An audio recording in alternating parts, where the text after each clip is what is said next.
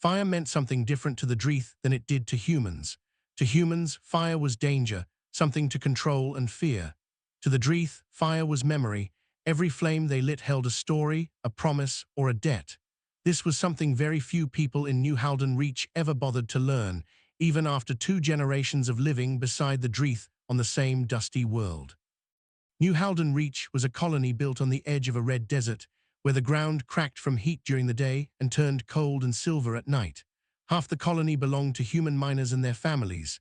The other half, across an old stone line called the Treaty Border, belonged to the Dreeth, tall winged creatures with scales that shimmered like dying coals. The 2 sides had signed a peace long ago, after a war neither side liked to talk about. The peace held, but just barely. Old wounds do not close easily, even when a treaty says they should. Nora Hale had grown up right on that treaty line. Her father had been one of the first human liaisons, a man who believed peace was built one honest conversation at a time. Nora used to sit beside him as a child, watching him speak slowly and carefully with the Dreeth elders, learning their language, their customs, their strange and beautiful respect for fire. When her father passed, Nora took his place. She was young for the job, but no one in the colony knew the Dreeth better than she did. Her days were simple but never easy. She settled arguments over water rights. She translated trade agreements. She sat through long, quiet meetings where a single wrong word could undo years of trust. It was hard work, but Nora loved it. She loved the way the Dreeth spoke without rushing, the way they valued patience over cleverness. Most of all, she loved her friendship with Garrick.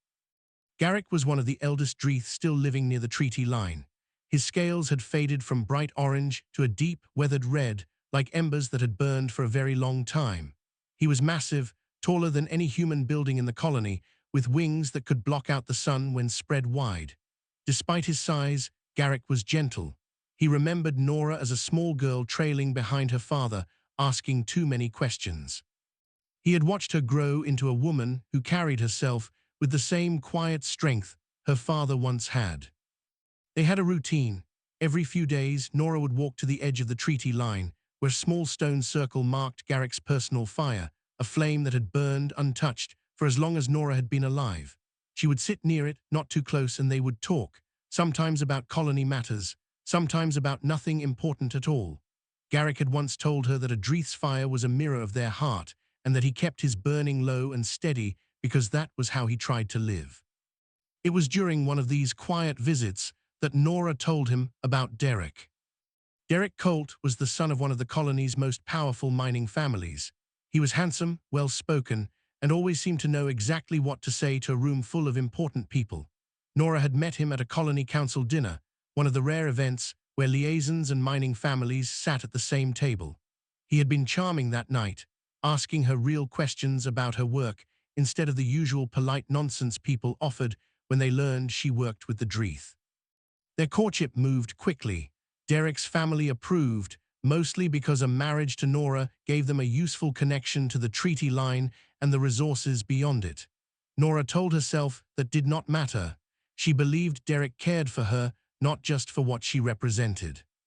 She wanted to believe it enough that she stopped noticing the small things, the way his friends laughed a little too hard when she mentioned the Dreeth, the way Derek's mother referred to her work as Nora's little hobby with the lizards.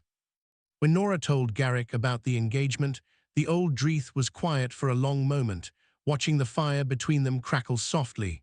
Dreeth did not offer opinions easily, especially about human matters they did not fully understand, but something in his stillness made Nora uneasy. "You are certain," Garrick finally said, "it was not really a question?" "I think so," Nora answered, and even she heard the small hesitation in her own voice. Garrick did not push further. That was not his way. Instead, he told her something his own elders had once told him. A flame does not lie about what it is fed. If you feed it dry wood, it burns clean and bright. If you feed it green wood, it smokes and struggles even if it still burns. He did not explain what he meant by it, and Nora did not ask. She only remembered it, tucked away, the way she remembered most things Garrick said. The wedding was planned for the edge of the treaty line, a gesture meant to show the colony's respect for the peace between the two peoples. Derek's family called it a beautiful symbol. The colony council called it excellent publicity.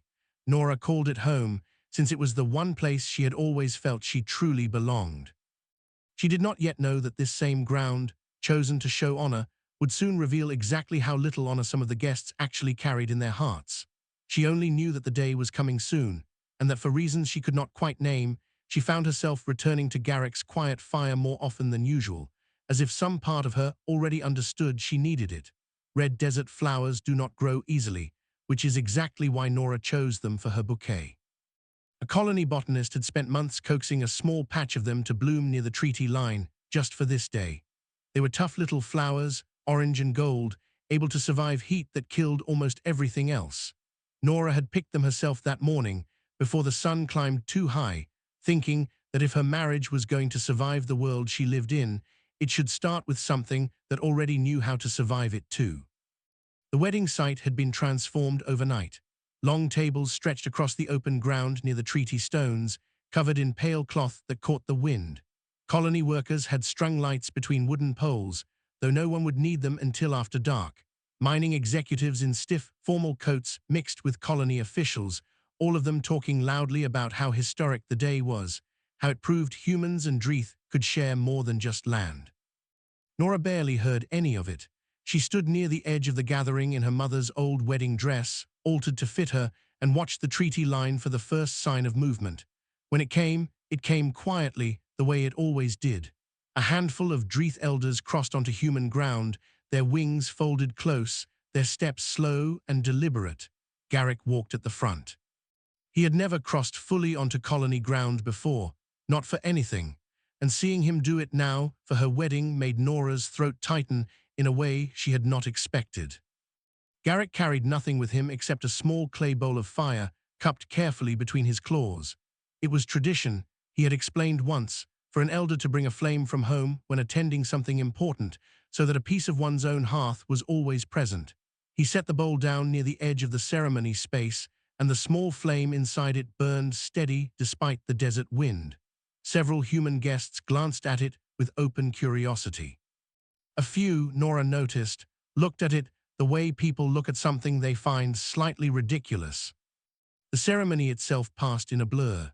Nora remembered Derek's hand in hers, warm and confident. She remembered the colony administrator reciting old formal words about partnership and future. She remembered Garrick standing at a respectful distance, his large golden eyes fixed on her the entire time, steady in a way that felt more grounding than anything else happening around her. It was the reception afterward where things began to shift.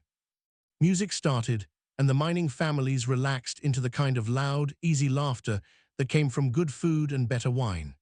Derek moved through the crowd with practiced charm, shaking hands, accepting congratulations, glowing under the attention. Nora tried to enjoy it too, tried to let herself believe this was simply a happy day, nothing more complicated than that. She noticed, though, the way conversations changed whenever they drifted near the Dreeth elders. Guests spoke to Garrick and the others with exaggerated politeness, the kind reserved for something people did not quite understand and were slightly afraid of. A few young men from Derek's circle, friends who had never once bothered to learn a single Dreeth word, began making jokes just loud enough for Nora to catch fragments. Jokes about scales, jokes about pets attending a human wedding. Jokes that made her stomach turn. Though she said nothing, not wanting to cause a scene on her own wedding day. Derek heard some of it too. Nora watched his face carefully, waiting for him to correct his friends the way she would have. Instead, he laughed along, just a little, just enough to stay part of the group. It was a small thing. It should not have mattered as much as it did, but Nora felt something cold settle in her chest, the same unease she had felt weeks earlier beside Garrick's fire. As the evening wore on, the wine flowed more freely, and the jokes grew louder and less careful. Nora set her bouquet down on the edge of a table while she spoke with Ruth, her old mentor, who had come dressed in her finest colony blue to see her former student married. Ruth was mid-sentence, telling a story about Nora's father, when a burst of laughter erupted from the group of young men near Derek. Nora turned just in time to see one of them, a broad-shouldered friend of Derek's named Nothing Worth Remembering, snatch her bouquet from the table with a grin. He held it up like a trophy, shouting something about feeding the fire since the lizards clearly loved a good show. Before Nora could move, Before anyone could stop him, he hurled the bouquet straight into Garrick's small bowl of flame. The music did not even fully stop. A ripple of laughter rolled through the crowd, some guests too drunk or too careless to understand what had just happened. Nora stood frozen, her hands empty where the flowers had been, watching the small orange blooms curl and blacken in fire that had traveled all the way from Dreathland to be part of her wedding. For one long, terrible moment, nobody moved. Then Garrick, who had been silent and still through the entire evening, slowly rose to his full height, and every conversation around him died at once. Silence has a weight to it, and the silence that followed Garrick rising to his feet felt heavier than anything Nora had ever experienced. The music died mid-note as the musicians noticed the sudden stillness around them.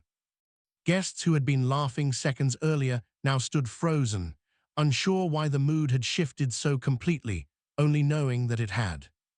Garrick did not look angry. That was the strange part. His golden eyes were calm, almost sad, as he looked down at the small clay bowl where Nora's bouquet still burned. The flame had grown slightly with the new fuel, curling around the blackened flowers, and Garrick studied it the way a person might study an old wound that had just been reopened. Nora wanted to speak, to apologize, to do something, but her voice would not come. She had translated hundreds of tense conversations between humans and Dreath over the years. She had never once imagined she would stand helpless during one that involved her own wedding. Then Garrick did something that made every single person at that reception go still. He stepped into the fire.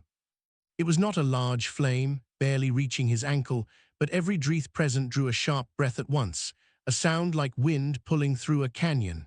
Nora heard Ruth gasp beside her. Even Derek, standing a few feet away, looked confused rather than alarmed, not understanding what he was witnessing. Among the Dreath, fire did not burn their scales the way it burned human skin, not easily, not without cause. But a Dreath's own personal flame was different. It was tied to them, shaped by years of ritual and meaning, almost like a living thing that answered to its keeper alone. To willingly step into one's own sacred fire, outside of proper ceremony, was something the Dreath almost never did. It was not about physical pain. It was about what the act meant. Garrick lowered himself slowly, reaching one massive clawed hand into the flame without flinching, without rushing, as if the fire itself understood who was asking permission to enter it. He closed his claws gently around the scorched bouquet, careful not to crush what remained of the fragile orange blooms, and lifted it free. The flame did not resist him. It never did, not for its own keeper. But every Dreath present understood exactly what they were watching. Garrick was answering an insult with the deepest form of respect his people knew, walking through what should have been sacred and untouchable simply to return something small and broken to the person he cared about. He turned, his wings still slightly folded, and crossed the space between the fire and Nora in a few slow steps. The crowd parted without needing to be told, humans stepping back instinctively from something they did not fully understand, but somehow recognized as important. Garrick knelt, lowering his great head until his eyes were almost level with hers, and held out the bouquet. The flowers were blackened at the edges, some petals crumbled to ash, but the stems were still whole, still recognizably the same tough little desert blooms Nora had picked that morning. Garrick's claws, she noticed, were untouched, not even a mark left behind from the flame. It was thrown without honor, Garrick said, his voice low and steady, carrying easily across the silent gathering. So it is returned with some. Nora took the bouquet with shaking hands. She did not trust herself to speak at first, afraid that if she opened her mouth, she would either cry or laugh, and she was not sure which would be worse in front of everyone watching. She settled for a small nod, and then, because it felt like the only honest thing she could do, she bowed her head to him the way her father had taught her, the formal Dreath gesture of deep gratitude between equals. A few guests began to clap awkwardly, unsure what else to do, though the applause felt hollow and out of place given what had just happened. Most people simply stared, piecing together slowly that they had witnessed something far more serious than a strange party trick. Derek stepped forward then, perhaps realizing how the moment looked, perhaps genuinely startled into concern. He reached for Nora's arm, asking if she was all right, his voice pitched just loud enough for nearby guests to hear. Nora let him take her hand, but her eyes stayed on Garrick as he straightened to his full height and returned to where the other Dreeth elders stood, their expressions unreadable to most humans but clear enough to Nora after years of practice. They were proud of him. And beneath that pride, something else. A quiet, careful watchfulness aimed not at Garrick, but at the humans surrounding him. The man who had thrown the bouquet had gone pale, sobered instantly by what he had caused, though he said nothing, retreating toward the edge of the crowd where he hoped no one would look at him too closely. Nora looked down at the scorched flowers in her hands, then back toward the fire, now burning low and steady again in its small clay bowl, exactly as it had before. Whatever had just happened, she understood one thing clearly. Her wedding day, meant to be a symbol of peace and partnership, had instead revealed something far more real and far more uncomfortable about exactly who in that crowd understood what honor actually meant. Plus, news in a small colony travels faster than any transport ship. By the next morning, the story of what happened at Nora's wedding had already reached every corner of New Halden Reach, growing slightly with each retelling. Some versions made Garrick sound frightening, a monster who had nearly attacked the guests. Other versions leaned the opposite way, painting the whole event as some kind of magic trick. Almost none of them understood what had actually happened, which was exactly why Nora found herself sitting across from Ruth early the next day, needing to hear the truth explained clearly in a way her tired mind could hold on to. Ruth's home sat close to the treaty line, a small stone building she had lived in since long before Nora was born. She poured 2 cups of hot tea and set them on the table between them before she spoke. "You already understand more about the Dreeth than most people in this colony ever will," Ruth said, "but even you may not fully understand what Garrick did last night. Sit, and I will try to explain it properly." Nora wrapped her hands around the warm cup, grateful for something to hold on to. "I know it was serious. I felt that much. I just don't understand why." Ruth nodded slowly. "To the Dreeth, fire is not simply fire. Every flame carries meaning, tied to the one who tends it. A Dreeth's personal fire, the kind Garrick brought to your wedding, is shaped over their entire lifetime. It holds memory. It holds identity. Some Dreeth scholars believe it holds a piece of their very spirit, though that is not something outsiders are meant to fully understand. So when someone threw my bouquet into it, they did not simply ruin flowers," Ruth said. In Dreeth eyes, they treated something deeply personal to Garrick as a joke. A piece of entertainment for a crowd that saw him as nothing more than an interesting guest. That alone was a serious insult, whether the young man who did it understood it or not. Nora thought back to the frozen silence that had followed, the sharp breath she had heard ripple through the Dreeth elders. And walking into the fire himself, that was his answer to it. "That was far more than an answer," Ruth said, leaning forward. "Among the Dreeth, willingly entering one's own sacred fire outside of formal ritual is almost unheard of. It is not about danger, not exactly. It is a declaration. It says that whatever was insulted matters less to him than the person he is protecting." Garrick told the entire crowd, without needing a single word beyond what he offered you, that his respect for you outweighs even his own most sacred tradition. Nora sat back slowly, the weight of it finally settling over her fully. She had known Garrick for most of her life. She had always understood their friendship as something real, something valuable. She had never once considered that he might see it as something worth that kind of sacrifice. "There is more," Ruth continued, her voice softer now. "Among the Dreeth, that kind of gesture is not given lightly, and it is almost never given to someone outside their own kind. When Garrick knelt before you and returned those flowers, he was not simply comforting a friend.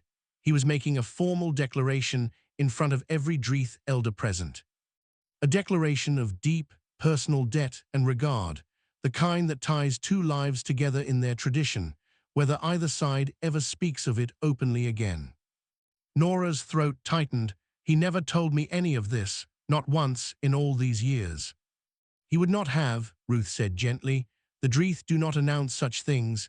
They show them when the moment calls for it and trust the other person to understand. I suspect Garrick himself did not plan what happened last night. I believe it was simply the truth of how he feels, given no other way to express itself in that moment. They sat quietly for a while after that, the tea slowly cooling between them. Nora thought about every quiet visit she had shared with Garrick beside his fire, every patient conversation, every small kindness she had never fully recognized for what it was. She thought about Derek's laughter as his friends made their cruel jokes, the small, careless choice to stay silent rather than defend her. She thought about how easily the people she had grown up trusting less had shown their true colors, while the one person she had never doubted had shown his without hesitation. Later that day, word reached her that the Colony Council had already called an emergency meeting, worried about how the incident might affect the treaty. Ruth warned her that Derek's family, embarrassed by what their guest had caused, would likely try to smooth things over quickly, perhaps even blame the entire event on drunken foolishness rather than face what it had truly revealed. Nora listened to all of it with a strange, growing clarity. For the first time since her engagement, she did not feel confused about where she stood or uncertain about what mattered most to her. She only felt a quiet readiness for whatever came next, and a firm decision already forming, one she suspected Garrick had somehow understood before she had even admitted it to herself. Plus the Colony Council chamber smelled like old metal and stronger coffee than usual, a sign that the meeting had already been running long before Nora arrived. She had not been invited, not officially, but as the colony's chief liaison to the Dreeth, she had every right to be there, and she was done waiting quietly on the edges of decisions that affected her life. Derek's father sat near the head of the table, his face tight with the particular kind of anger that came from public embarrassment rather than genuine concern. Beside him, Derek looked pale and uncertain, glancing at Nora as she entered but saying nothing. The rest of the council, mostly mining executives and colony officials, shifted uncomfortably as she took a seat without asking permission. "We were just discussing how to handle the situation," Derek's father said, his tone smooth and practiced. "A regrettable incident, clearly the fault of one careless young man who had too much to drink. We intend to issue a formal apology to the Dreeth elders and consider the matter closed." "It is not that simple," Nora said, her voice steady despite the nervous energy running through her. "You are treating this like bad table manners. The Dreeth do not see it that way, and neither should we." One of the older council members frowned. "With respect, Miss Hale, perhaps you are letting personal feelings cloud the matter. It was an unfortunate joke that went too far, nothing more." "It was an insult to something sacred," Nora said, "and it did not happen in isolation. It happened because too many people in this colony still see the Dreeth as something less than equal partners, something to be humored rather than respected. Last night simply made that impossible to ignore." Derek finally spoke, his voice quieter than usual. "Nora, I know it looked bad, but my friend was drunk. He didn't mean anything by it." "He meant exactly what he said," Nora replied, turning to face him fully for the first time since entering the room. "And you laughed along with him, Derek. Not loudly, not for long, but you did. I watched you decide it was easier to stay part of the joke than to stand against it." The room went quiet. Derek's father shifted in his seat, clearly displeased that the conversation had turned personal in front of the entire council. "This is hardly the place," he began. "This is exactly the place," Nora cut in, "because I think it's time everyone here understood something. This marriage was never really about two people building a life together. It was about your family gaining easier access to Dreeth trade and land through me. I was useful. My work with the Dreeth was useful. That's why the wedding was staged so close to the treaty line, wasn't it? To make a good impression, to open doors your family has wanted opened for years." Nobody denied it. That silence told her everything the polite words in the room had been trying to hide. Derek looked genuinely stricken now, though Nora could not tell if it was guilt over the truth or simple panic at hearing it spoken aloud. "That's not all it was," he said. "I do care about you." "Maybe you do in your own way," Nora said, and she found she meant it even now. "But caring about me was never going to be enough to make you stand up to your own friends or your own family when it actually mattered. Garrick did that last night without a second of hesitation, for a friendship built on nothing but years of honesty. You couldn't do it after everything we supposedly built together.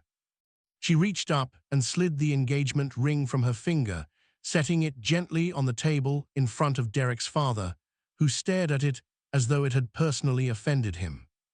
"I am ending the engagement," Nora said, loud enough for the entire room to hear clearly. "And as chief liaison, I am formally recommending that this council begin treating the Dreath as full partners in every future negotiation, not as a resource to be managed through convenient marriages or polite apologies. If that recommendation is rejected, I will resign and let the Dreath elders know exactly why." The threat landed harder than she expected. Several council members exchanged uneasy glances, well aware of how much colony trade depended on smooth relations with the Dreath, relations that Nora had quietly maintained for years through patient work few of them had ever bothered to understand or appreciate. Ruth, seated near the back of the room, allowed herself a small, proud smile. Garrick's father finally spoke again, his earlier smoothness replaced by something more careful. "Miss Hale, perhaps we acted too quickly in dismissing the seriousness of this matter. We would welcome your continued guidance on how best to move forward with the Dreath elders." Nora studied him for a long moment before nodding once. "Then I suggest we start with an honest apology, delivered properly, and a real conversation about respect, not damage control." As the meeting shifted into a more serious discussion, Nora felt something settle inside her, calm and certain in a way she had not felt in months. Whatever came next for New Halden Reach, she intended to make sure it was built on something far stronger than convenience. Desert flowers bloom quickly after they are planted properly, but they take much longer to bloom well, spreading roots wide and deep before they ever show their color above ground. Nora thought about that often in the weeks following the council meeting. Watching the small patch of orange blooms near the treaty lines slowly recover from where they had been picked for her wedding. The apology to the Dreath elders had not been quick or easy. Nora had insisted on doing it properly, which meant long formal meetings, careful translations, and more than a few uncomfortable silences as colony leaders learned exactly how much damage careless behavior could cause. The young man who had thrown the bouquet was made to formally apologize himself, standing awkwardly before the Dreath Council, stumbling through words Nora had helped him prepare. It was not forgiveness exactly, not in the human sense of the word, but the Dreath accepted it as a proper acknowledgement, and slowly, cautiously, the tension around the treaty line began to ease. Nora's own life changed just as much. She moved out of the quarters she had shared briefly with Garrick and back into a small home near her father's old post by the treaty line. Garrick tried to speak with her a few times afterward, always polite, always a little sad, but Nora found she did not miss what they had. She had learned something important from the whole experience, that comfort and convenience were not the same as real loyalty, and she was no longer willing to settle for one while calling it the other. The Colony Council, forced by circumstance and by Nora's own quiet insistence, began treating Dreath negotiations with far more seriousness than before. New agreements were drafted, this time with actual Dreath elders present as equal voices rather than honored guests kept politely at arm's length. It was slow work, the kind that took patience and repeated small proofs of good faith, but Nora noticed the difference almost immediately. Dreath, who had once kept careful distance from colony gatherings, began attending council sessions more often, watching, listening, occasionally offering guidance that colony leaders were finally willing to hear. Garrick remained close through all of it, though neither of them spoke directly again about what had happened at the wedding. There was no need to. Some things, once shown clearly, did not require further explanation. He continued meeting Nora at his fire every few days, the same steady flame burning low and constant as it always had, and their conversations slipped back into their old easy rhythm, comfortable and familiar in a way nothing else in Nora's life had felt in a long time. One evening, months after the wedding, Nora walked to the treaty line carrying a small bundle of the same tough orange desert flowers that had once burned in Garrick's fire. This time, she was not being married. She was simply visiting a friend, the way she had done countless times before. Garrick was waiting near his fire when she arrived, his massive form settled low against the cooling evening ground. He watched her approach with the same quiet attentiveness he always showed, golden eyes catching the last light of the setting sun. "You brought flowers again," he said, a note of something close to amusement in his low voice. "I thought it was time they came back on better terms," Nora said, kneeling beside the fire and setting the small bundle gently near its edge, close enough to feel the warmth, but far enough to stay whole. Garrick studied the offering for a long moment.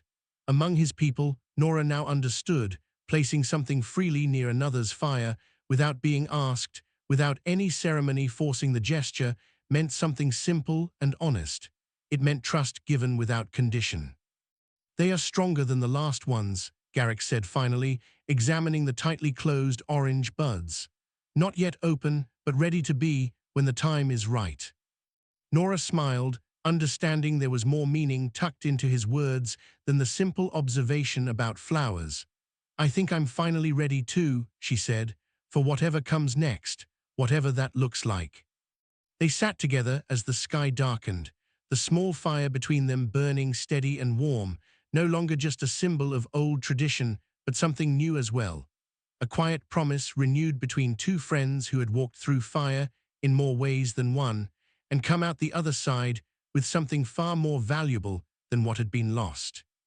Far across the colony, the story of what happened at Nora's wedding continued to be told, though the tellers had changed their tone over time.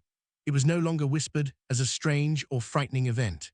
It was spoken of now as the day New Halden Reach finally understood what real honor looked like, and who among them had been quietly living by it all along, long before anyone else had bothered to notice.